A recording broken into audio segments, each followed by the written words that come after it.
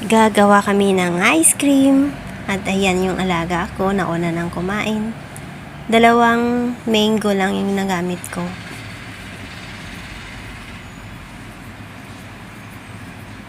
Tsaka 2 packs ng Nestle cream.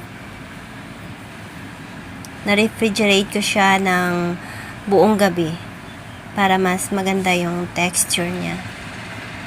Tsaka 1 lata ng condensed milk.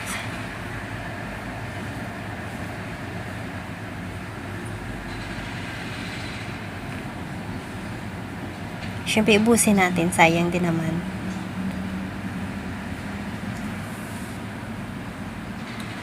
Alaga ko gustong sumali. Kaya hinahayaan ko na lang. Kasi gustong-gusto din yung makisali.